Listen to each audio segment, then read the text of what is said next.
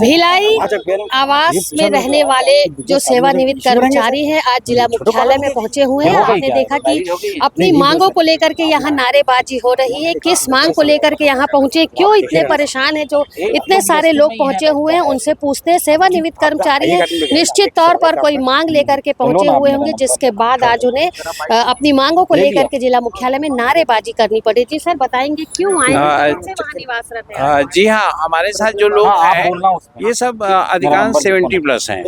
70 से ज्यादा इनकी उम्र हो गई है। 2001 से 3 के मध्य हाउस लीज योजना लागू की गई थी। योजना का यहाँ पे पासवान जी आए थे 2008 में सेल के स्वर्ण जयंती के अवसर पर, तो उन्होंने घोषणा की थी पब्लिकली कि हाउस लीज दिया जाएगा, परंतु जो पूर्व में मकान है उनके विनियमितीकरण के पश्चात, यानी लोगों ने कंस्ट्रक्शन करवा लिया है उसके नियमितीकरण के पश्चात वो योजना आज तक इम्प्लीमेंट नहीं हो पाई है। जबकि सेल बोर्ड ने 25 जुलाई 2008 को इसको रिटर्न में ले लिया था, सेल बोर्ड ने अप्रूव किया था। इसका मुख्य कारण है कि नगर निगम भिलाई की तरफ से चिट्ठियां जा रही कि नियमितीकरण का अधिकार हमें है, पर बीएसपी उसमें कोई आगे बढ़ नहीं रही है। इसी के चलते आंदोलन लगातार चल रहा था।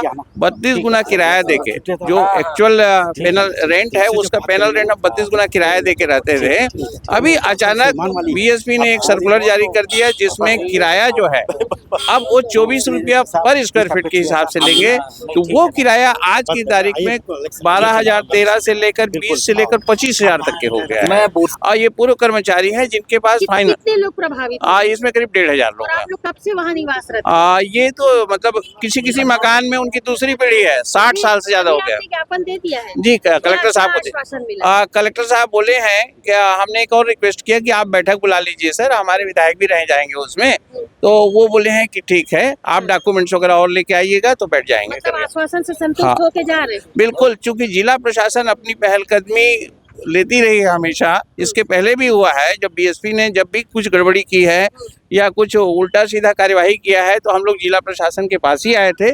जिला प्रशासन का रवैया हम लोगों के लिए हमेशा ही सहयोगात्मक रहा है। नहीं रहा एक पल के लिए माने फिर नहीं रहा है तो हमारा अंतिम लक्ष्य है रामनगर मुक्ति धाम जाएंगे बीएसपी की राह से, हम छोड़ेंगे नहीं।